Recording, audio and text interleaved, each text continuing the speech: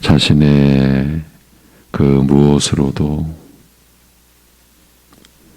하나님을 알 수도 깨닫지도 찾을 수도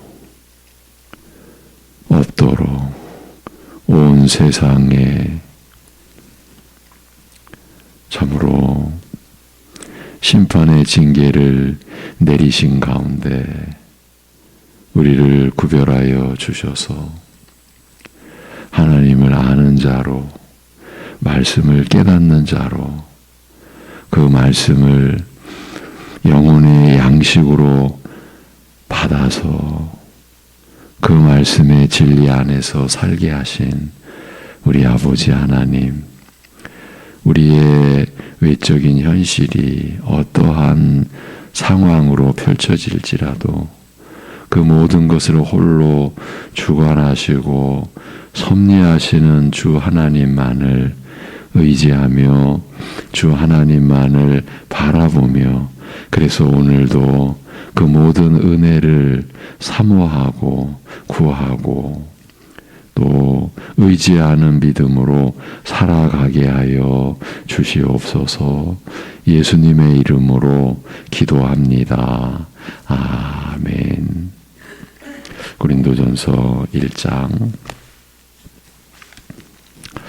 29절에서 31절입니다.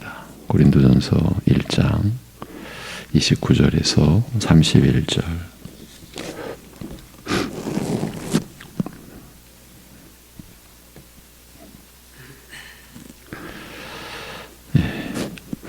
같이 읽겠습니다. 29절에서 31절.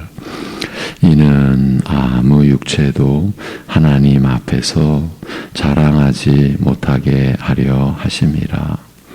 너희는 하나님으로부터 나서 그리스도 예수 안에 있고, 예수는 하나님으로부터 나와서 우리에게 지혜와 의로움과 거룩함과 구원함이 되셨으니, 기록된 바 자랑하는 자는 주 안에서 자랑하라 함과 같게 하려 함이라. 아멘. 네. 구원은 자기 하기 나름이다. 이런 교리의 체계로 세워지는 교회에서는 이 본문 30절에 예수는 우리에게 하나님으로부터 오는 지혜가 되셨는데 곧 의와 거룩함과 구원함이 되셨다고 하는 말씀을 받아들일 수 없다. 이 말씀을 믿을 수 없다고 했습니다. 그리고 그런 거짓 교리의 체계를 갖춘 교회들이 지금 온 세계 교회의 주인 노릇을 하고 있다. 주류가 되었다고도 말씀드렸습니다. 그런데 이런 현실을 일깨워 드리는 내용을 나눌 때 우리가 주의를 기울일 사항이 있습니다. 거짓 것이 참된 것을 이길 수가 없다는 점입니다. 거짓 신앙이 아무리 판을 치는 세상이라고 해도 참된 신앙을 가진 교회가 세계 곳곳에서 굳건히 세워지고 있다는 사실을 잊어서는 안 된다. 이 말씀을 드리는 겁니다. 그렇다고 우리는 참된 신앙을 가진 교회라고 자처하는 것은 아닙니다. 우리도 말씀에 근거한 참된 신앙의 교회로 세워지는 것이 유일한 소망이라는 사실을 확인해 드리려는 것입니다. 어제 그렇기 때문에 우리로서는 할 수 있는 한 말씀의 본래의 뜻에 가깝게 나아가야만 한다는 점을 강조해 드렸습니다. 그 길밖에는 없다고도 말씀드렸습니다. 성경의 어느 구절이든지 그 말씀이 지닌 진리와 은혜의 내용을 성령께서 증거해 주시는 능력 있는 역사를 힘입어 믿음의 내용으로 취할 수 있어야 하고, 그 믿음의 내용이 신자로서 살아가는 실제의 지혜와 능력으로 나타나고 발휘될 수 있어야 하는 것 아니냐고 했습니다. 그런데 우리가 성령님의 역사로 말미암아 말씀을 깨닫고 그렇게 깨달은 대로 믿음의 내용을 취하여 살지 않는다고 한다면 어떻게 되겠습니까? 그렇게 되면 이름만 신자로 남게 되지 않겠습니까? 이제 세상에서는 무늬만 이런 식으로 표현을 하죠. 그러니까 무늬만 신자로 남는 것, 그렇게 되는 것입니다. 왜냐하면 믿음의 내용과 삶의 실제가 연결이 되지 않고 있기 때문입니다. 어제는 이런 상태를 두고 믿음과 삶이 그 신앙과 생활이 따로 작용하는 경우라고 말씀드렸습니다. 그런데 믿음과 생활이 믿음의 내용과 실제의 삶이 따로 논다 이렇게도 말할 수 있죠. 따로 논다, 따로 작용한다는 것은 사실은 믿음으로 사는 것이 아니라는 말과 같습니다.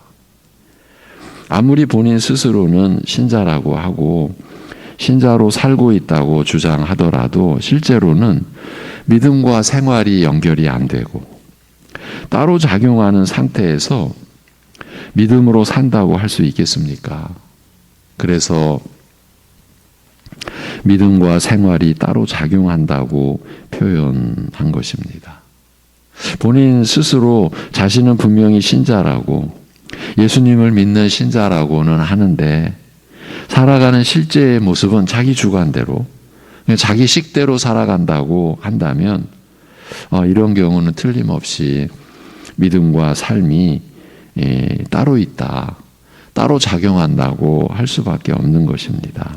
앞에서 언급했듯이 이제 이름만 신자로 남아있는 처지인 것입니다.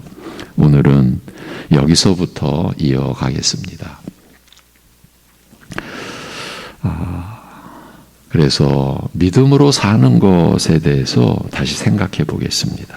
신자가 믿음으로 산다는 것은 믿음의 대상이신 그리스도와의 관계로 산다는 말입니다. 우리가 믿음으로 산다. 그 믿음의 대상이신 그리스도와의 관계 안에서 산다. 그 관계를 통해서 산다는 것입니다. 그런데도 우리가 하루 동안 한 번도 그리스도를 생각지 않는다면 이런 상황을 어떻게 설명해야 되겠습니까? 사실은 그런 적이 하루 이틀이었겠습니까? 요즘 건강은 기적이라는 말을 많이 듣습니다. 그러나 진정한 기적은 우리가 신자로 살아있다는 것 아니겠습니까? 하루에 그리스도를 한 번도 제대로 생각지 않은 날들이 생각한 날들보다 더 많을 수도 있는 우리가 이렇게 하나님 앞에서 산다고, 하나님 앞에서 우리가 살아가고 있다고 고백할 수 있는 것이 하나님께서 일으키신 기적 아니겠습니까? 이제 우리식의 표현입니다. 전적으로 하나님의 긍휼과 인자하심으로 인한 것 아니겠습니까? 하루에 한 번도 제대로 그리스도를 생각하지 않은 날이 생각하는 날보다 많을 수 있는 우리의 처지를 염두에 두고 말씀을 드리는 겁니다. 그야말로 전적으로 하나님의 긍휼과 인자하심으로 우리가 그럼에도 신자로 하나님 앞에서 산다고 할 수 있는 것이죠. 그런데 예레미야서를 보면 이런 말씀도 있습니다. 사실 무서운 말씀입니다. 내가 이 백성에게서 나의 평강을 빼앗으며, 그래서 지금 백성들이 누리는 것이 나의 평강, 여호와의 평강, 여호와께서 주신 평강인데 그것을 빼앗으며 그 다음 말씀이 참 무서운 말입니다. 인자와 긍휼도 제함이니라. 하나님께서 이렇게 말씀하신 내용이 있습니다. 나의 긍휼을 빼앗고 인자와 긍휼도 제함이니라.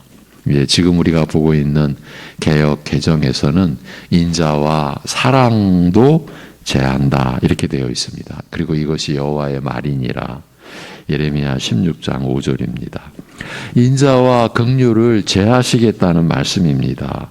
그 앞뒤 문맥을 보면 이렇게 하나님 앞에 아뢰며 나옵니다. 왜 이런 무서운 재앙을 내리십니까? 그 재앙의 그 내용이 다른 게 아니라 평강을 빼앗고 인자와 긍휼을 제하시겠다라는 겁니다. 왜 그러십니까? 라고 할 때 예레미야를 통해서 주신 하나님의 말씀은 한마디입니다.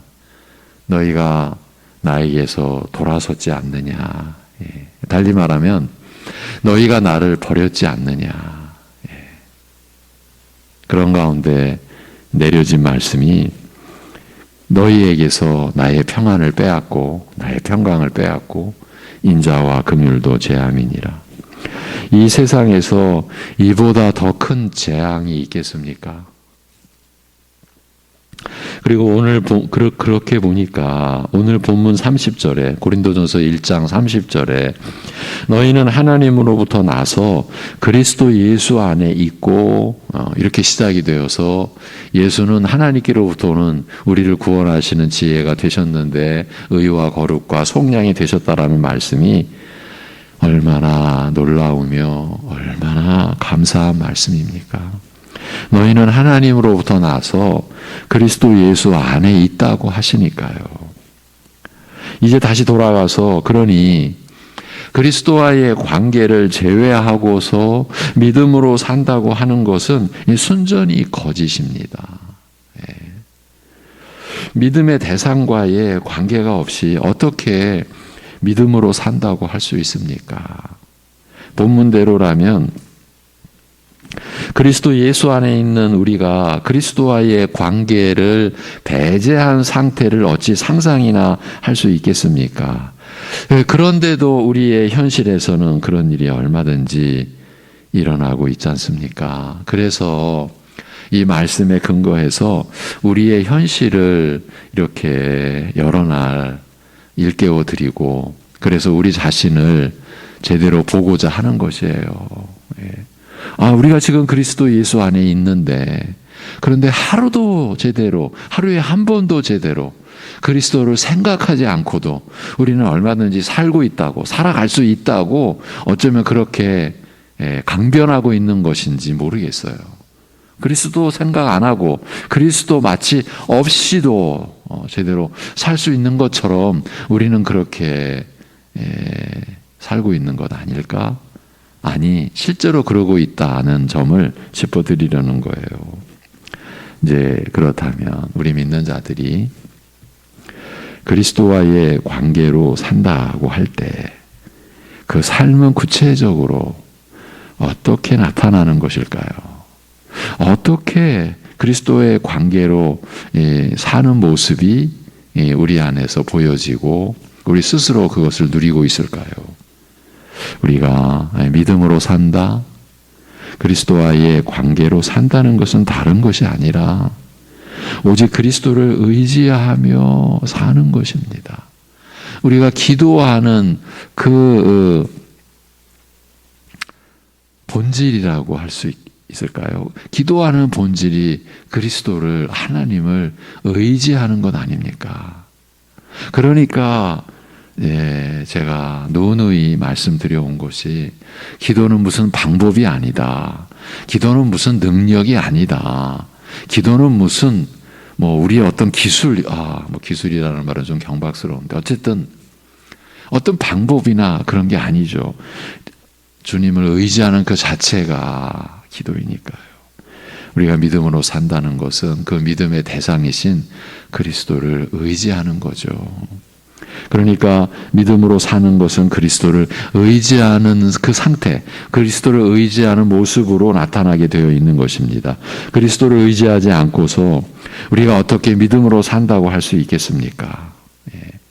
그리스도를 의지하지 않는다는 것은 내 힘으로, 내 뜻대로, 내 식으로 사는 것인데, 그러면서 우리가 주를 믿고 산다라고 말하는 것은 앞뒤가 안 맞는 거죠.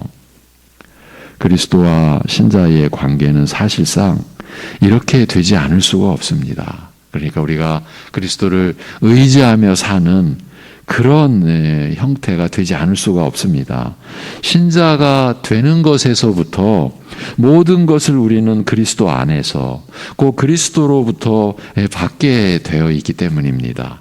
우리가 신자가 되는 일에 있어서, 우리가 예수 그리스도를 나의 구주라고 믿으며 살게 되는 일에 있어서 우리 스스로 한 일이나 기여한 일이나 공로가 될 만한 일은 일체 없습니다. 아니, 그 이전에서부터 우리는 그 관계를 우리 스스로 원한 적도 없고, 우리는 원한 적이 없어요. 그러니까 이제 지금까지, 어제까지 알미니안주의자들은 지금 우리가 이렇게 논하고 있는 이 내용을 전적으로 거부하죠, 사실은. 아예 싫어한다고도 말할 수가 있죠. 그들은 어쩌면 너무 쉬운 논리, 그러고도 사람이냐 뭐 이렇게 나오는 거죠. 그러나 이것은 우리 장로교회의 본래의 교리, 신학, 믿음의 내용을 가지고 우리가 말하는 겁니다. 그 이전에서부터 우리는 그 관계를 스스로 원한 적도 없고, 그러니 하나님을 스스로 찾거나 깨달은 적도 없어요. 방금 제가 우리 장로교회의 신학, 교리, 믿음이라고 말했는데, 더 정확하게 말하면 하나님의 말씀을 통해서 우리가 깨달은 바죠. 우리가 하나님을 찾지도 깨닫지도 그럴 수 없는 우리 형편이었어요. 그것이 하나님께서 우리의 실상을 깨닫게 해주시는 말씀 아닙니까?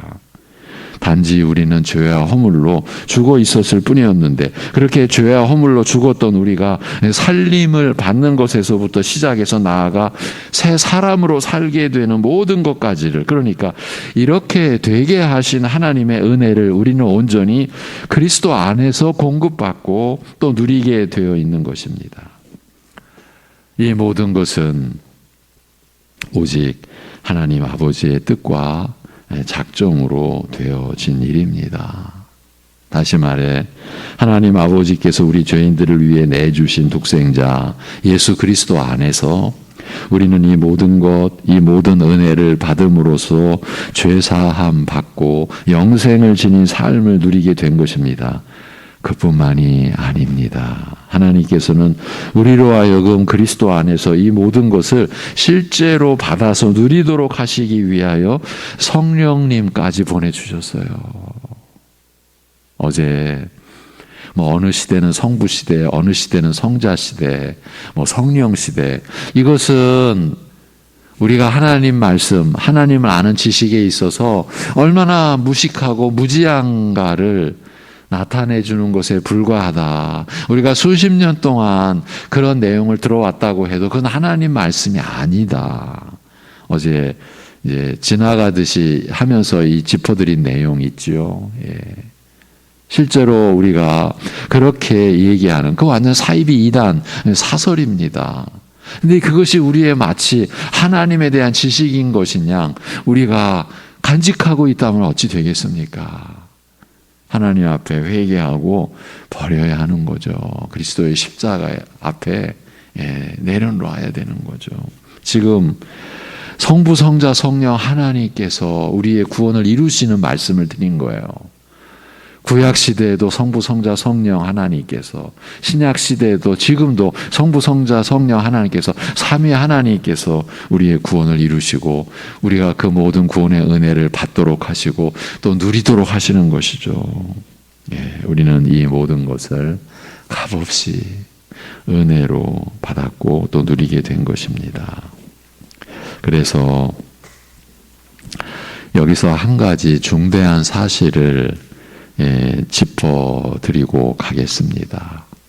이렇기 때문에 하나님께서는 우리 위해 죽기까지 하신 이 아들 안에서 우리의 모든 것을 받으시는 것입니다. 다시 말씀드리면 하나님께서는 오직 아들을 통해서만이 우리의 모든 것을 받으신다는 사실입니다. 그러니까 우리의 예배를, 기도와 찬송을, 그리고 삶으로 드리는 예배까지, 이 모든 것을 오직 아들 안에서만 받으신다는 것입니다. 그러니까 아들 없이 하나님께로 나아가는 모든 형태의 것은 하나님의 진노의 대상이 될 뿐입니다. 그렇기 때문에 하나님 아버지께서는 신자된 우리가 모든 면에서 오직 그리스도만을 의지하며 사는 것을 기뻐하시는 것입니다. 다시 한번 짚어드리겠습니다. 진실로 단 한 분 중보자이신 그리스도를 제외하고 그리스도를 배제하고 하나님께로 나아가는 자신의 모습이 있는지 찾고 또 찾아보셔야 합니다. 그런 모습이 우리 안에 너무나 많다. 실제로 우리 안에 그런 요소들이 분명히 있다. 이렇게 생각하셔야 그나마 안전합니다. 이 사실을 절대로 간과해서는 안 됩니다. 그리스도 없이 하나님께로 나아가는 그 자체가 저주이기 때문입니다. 이것이 사탄의 최대의 시험이고 또 목표이기도 하기 때문입니다.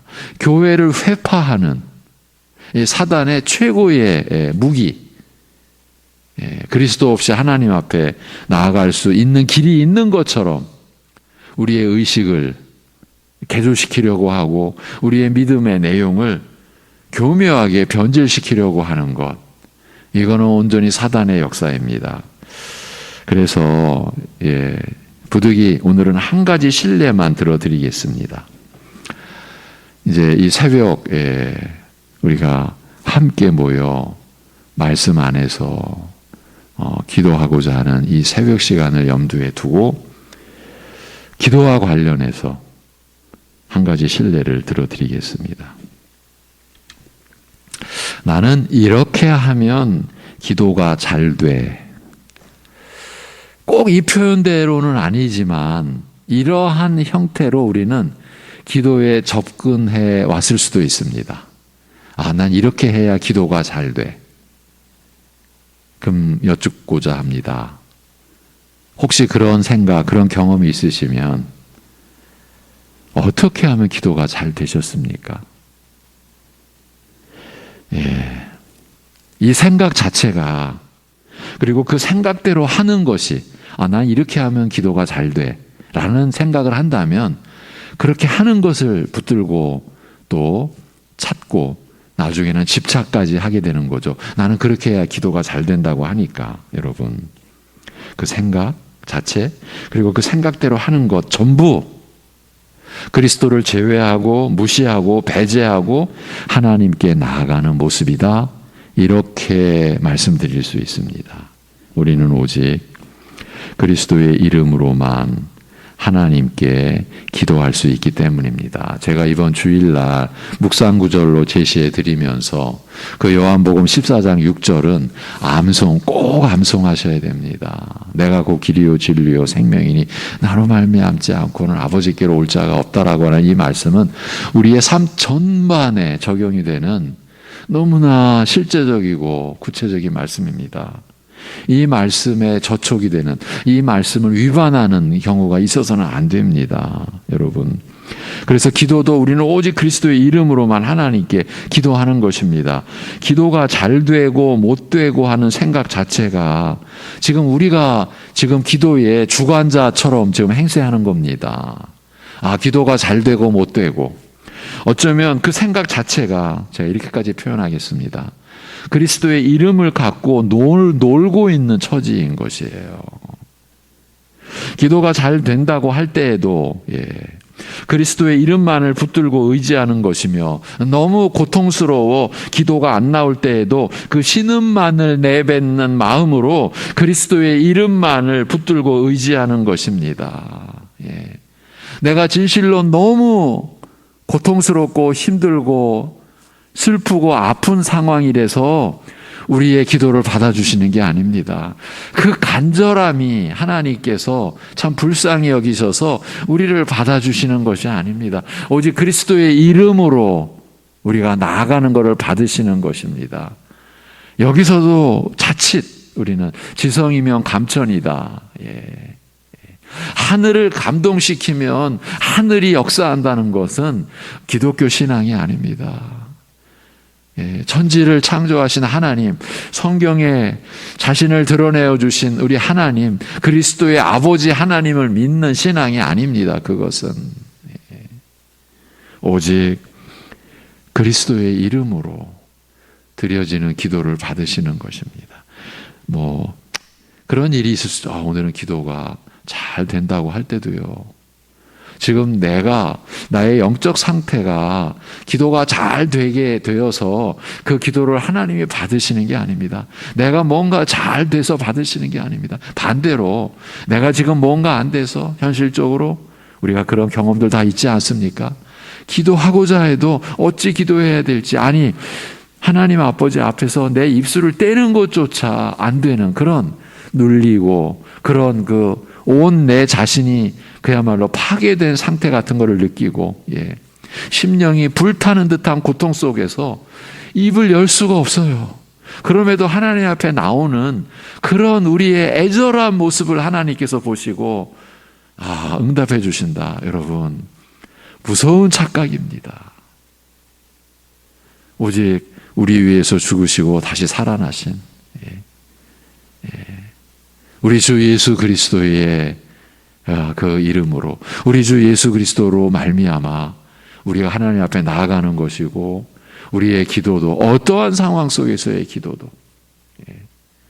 술술술 나오는 기도도 나올 수 없는, 그저 끙끙 앓는 신음소리조차도 낼 수 없는 그러한 마음에 말할 수 없는, 온 뼈가 어그러지고 온 몸이 칼로 찔림을 받는 그런 고통 속에서 내는 영혼의 신음소리도 오직 우리 주 예수 그리스도의 이름으로 받으시는 것이에요. 내가 기도를 잘하는 것도 내가 기도를 못하는 것도 이 둘 다 하나님 앞에서는 아무것도 아니에요. 본질상 원리상으로는 오직 그리스도를 의지할 때에 아버지 하나님께서 그 기도를 받으시기 때문입니다. 기도와 관련해서 적용되는 한 가지 사례를 말씀드린 것입니다. 다른 것도 여러분 스스로 꼭 생각하셔야 됩니다. 이제 정리해 보겠습니다. 지금까지 보아온 대로 믿음으로 산다는 것은 오직 그리스도를 의지하며 산다는 것인데, 그렇다면 그리스도를 의지하며 살아가는 신자의 삶의 실제는 현실적으로 어떻게 드러나게 되겠습니까? 주님을 의지하여 산다는 것이 현실적으로는 어떻게 나타납니까? 나는 그리스도를 의지해. 이렇게 계속 고백하고, 나는 의지해. 또 의지해. 이렇게 고백하는 것으로 나타날까요? 그렇게 되면 이게 자칫 주문을 외는 것에 불과할 수 있습니다. 실제로 사람들이 만들어낸 일반 종교에서 가장 사람들이 집착하고 사람들이 만들어낸 것이 주문이에요. 주문. 우리 가까이 있는 종교도 그렇고요. 그들의 주문이 있어요. 여러분 다 아시는 내용인데 오늘은 넘어가겠습니다. 그렇게 나는 그리스도를 의지해 이렇다고 우리가 주님을 의지하며 살게 되는 것이 아닙니다. 그리스도를 의지하며 사는 삶의 실체는 그리스도께서 하신 말씀에 대한 깨달음과 그 말씀에 대한 믿음으로 나타나게 됩니다. 그리고 그 믿음의 내용이 이제 삶의 능력으로 실제로 나타나게 되는 거죠. 그래서 믿음으로 산다, 곧 그리스도를 의지하며 산다는 것은 말씀으로 산다고 하는 것입니다. 그리스도를 내가 의지하며 나는 믿음으로 살아. 이것은요, 나는 말씀으로 살아. 이 말과 똑같습니다. 그러니까 믿음으로 사는 신자에게서 나타나는 삶의 지혜와 능력은 오직 성령께서 깨닫게 하신 말씀의 진리와 은혜를 따라 나타나고 발휘된다는 뜻입니다. 성령께서 깨닫게 해주신, 그러니까 성령께서 깨닫게 해주신 말씀의 진리와 은혜를 우리가 믿음 안에 지니고 있지 않으면, 믿음의 내용으로 취하고 있지 않으면 신자로서 살아갈 수 있는 지혜와 능력, 그 믿음으로 말미암아 받아 누리는 지혜와 능력을 힘입어 살아갈 수가 없게 된다는 그 말입니다. 하나님을 나는 힘입어 살아, 이렇게 말은 하는데 실제로 하나님을 힘입는 은혜와 진리가 없어요. 그러면 어떻게 해요? 그냥 자기 힘으로 그냥 사는 거예요. 자기 식대로. 그리고 이렇게 되면 믿음만 강조해서 행위가 따르지 않아 교회는 약화되고 신자는 힘을 잃고 타락하게 된다는 이 비판과 이 역사적 비판과 이 역사적 조롱을 교회는 받게 되는 것입니다. 두렵게도 이것이 우리의 현실이라고 보아야 합니다. 그래서 우리에게 있어서 정작 문제는 외부의 비판 세력이 아니라 우리 자신에게 있는 것이다. 이렇게 보아야 하지 않겠습니까? 우리가 말씀을 바로 못 깨달은 것이 근본된 문제인 것이요.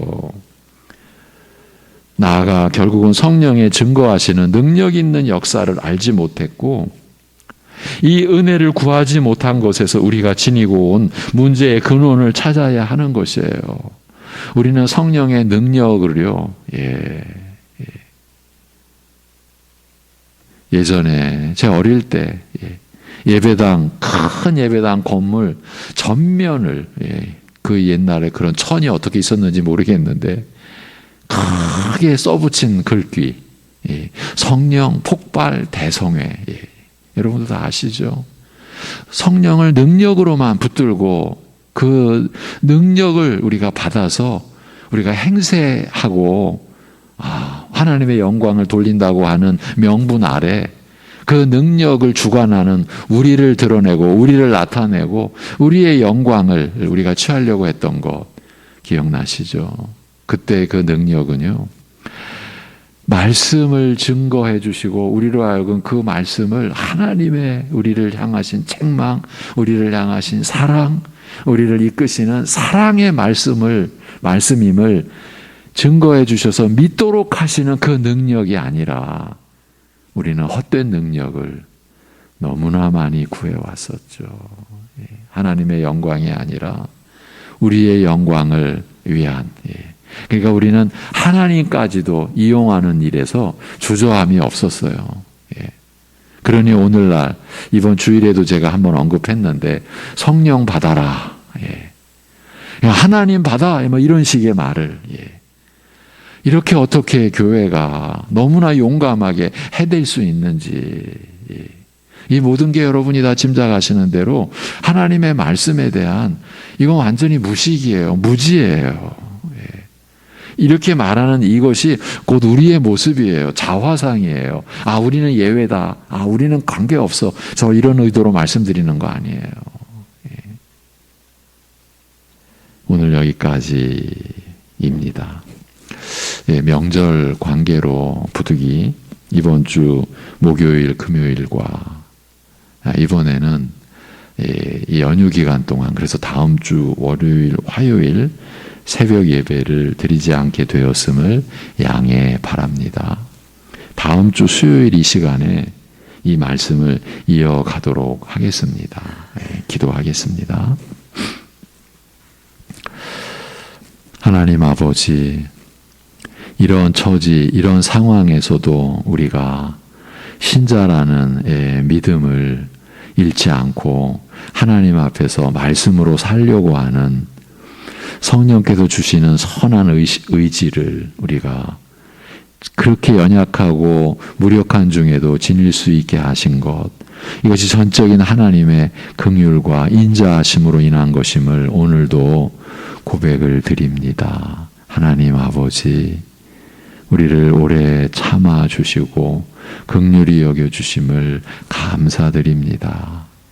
참으로 하나님의 말씀으로 사는 일에 여전히 참 어색하기까지 하고 날마다 새롭게 이렇게 여겨지는 우리의 이 참 연약한 모습을 불쌍히 여겨 주옵시고 참으로 말씀의 진리와 은혜를 성령께서 우리 안에서 증거해 주시고 깨달아 믿음의 내용으로 취하게 해주시는 은혜를 우리가 구하고 그 은혜를 의지하며 살아감으로 인하여서 실제로 우리가 살아갈 때에 말씀을 깨달은 믿음의 역사가 우리의 처지와 현실에서 우리가 살아가는 모습으로 나타나고 그것이 하나님께는 기쁨이 되고 우리 서로에게는 서로를 위하고 서로를 섬기고 서로를 사랑하는 실제의 삶으로 나타나는 우리의 생애가 되게 인도하여 주시옵소서. 여전히 연약함과 아픔과 고통과 슬픔 속에 있는 우리 지체들, 우리 이웃들,